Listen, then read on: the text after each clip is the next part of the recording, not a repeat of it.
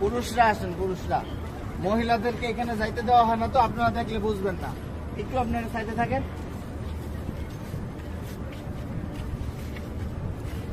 আমরা ভিতরে যাব হচ্ছে এইভাবে। আমাদের বাম দিকে থাকবে রওজা। রওজা থাকবে কি বাম দিকে। ভিতরে কথা বলার কোনো সুযোগ নাই, বেশি সময় দাঁড়ায় থাকারও সুযোগ নাই। প্রথম দুইটা ছিদ্র থাকবে, যে দুইটা ছিদ্রের ভিতরে কোনো কিছু নাই। কবরের জায়গা ফাঁকা আছে। এখানে হযরত ঈসা আলাইহিস সালাতু ওয়াস সালামকে দাফন করা হবে। ওই পাশে হচ্ছে হযরত ইমাম মাহদিকে দাফন করা হবে। তো এই যে প্রথম দুইটা ছিদ্র ফাঁকা, এইখানে অনেকে দেখবেন সালাম দিতেছে, ভিড় লেগে আছে। এখানে সালাম দিব না, আমরা সালাম দিব হচ্ছে এইখানে।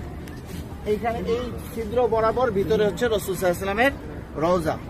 এই জায়গায় সালাম দিব। দেখবেন যে এরকম যেই ছিদ্রটা, এইটার সাথে কিন্তু কোনোটার মিল নাই, ঠিক আছে? এই বরাবর নবীজিকে সালাম দিতে হবে। রাসূল সাল্লাল্লাহু আলাইহি ওয়াসাল্লাম এখানে জীবন্ত অবস্থায় শুয়ে আছেন, ডান কাত হইয়া।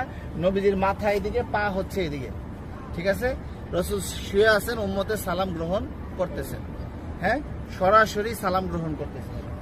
তারপরে এখানে আবু বকর রাদিয়াল্লাহু আনহুর কবর, এই বরাবর। এখানে আবু বকর রাদিয়াল্লাহু আনহুকে সালাম দিতে হবে। কিভাবে সালাম দিব? নবীজিকে কিভাবে দিব? আসসালাতু আসসালামু আলাইকা ইয়া রাসূলুল্লাহ, আসসালাতু আসসালামু আলাইকা ইয়া হাবিবাল্লাহ। যতটুকু বেশি আমরা পারি বলার চেষ্টা করব। সালাম দেওয়ার সবচেয়ে সুন্দর সময় হচ্ছে রাত্রে 10:30টার পর থেকে নিয়ে রাত্রে 1টা-2টা পর্যন্ত ফাঁকা থাকে, ভিড় থাকে না। আর দিনের বেলা সকাল 7টা থেকে নিয়ে একেবারে জোহর পর্যন্ত কি ফাঁকা থাকে, ফাঁকা।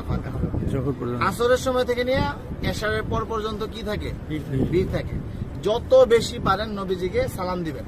যদি সালাম কবুল হয়ে যায়, আল্লাহর নবী বলতেছেন যে আমার রোজায় যে সালাম দিল তার উপরে, আমার উপরে ওয়াজিব হয়ে যায় তার জন্য হাসরের ময়দানে সুপারিশ করা।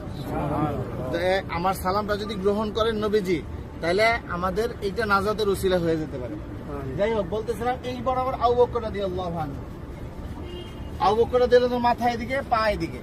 নবীজির মাথা এখানে, রাসূলের পা এই পর্যন্ত আসছে। রাসূলের শরীরের ওই পাশে হচ্ছে কি আবু বকর রাদিয়াল্লাহু আনহু। আবু বকর রাদিয়াল্লাহু আনহু ঘাড় বরাবর হচ্ছে হযরত ওমর রাদিয়াল্লাহু আনহু। উনি আরো ওই পাশে, ঠিক আছে? নবীজি এখান থেকে এভাবে শোয়া, রাসূলের পরে হচ্ছে আবু বকর রাদিয়াল্লাহু আনহু শোয়া, তারপরে হচ্ছে হযরত ওমর রাদিয়াল্লাহু আনহু। এইখানে হযরত ওমর রাদিয়াল্লাহু আনহুকে সালাম দিতে হবে। তো এইখানে নবীজিকে সালাম দিব আমরা। আর রাসূলকে অনেক মানুষ আমাদেরকে বলছে না সালাম দেওয়ার জন্য, তো আমরা নিয়ত করব যে আমাদেরকে যত মানুষ সালাম দিতে বলছে তাদের সকলের পক্ষ থেকে সালাম, আসসালাতু আসসালামু আলাইকা ইয়া রাসূলুল্লাহ, ঠিক আছে?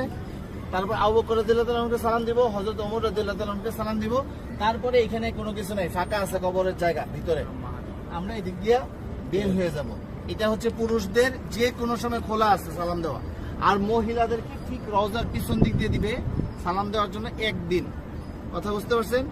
একদিন সুযোগ আসবে রিয়াজুল জান্নাহ নামাজ পড়ার জন্য, এবং সালাম দিবেন রওজার পিছন দিক থেকে। আর মহিলারা বাহির দিয়া প্রতিদিনই সালাম দিবেন আপনারা বাহির থেকে। হ্যাঁ, এই পাশে আসেন।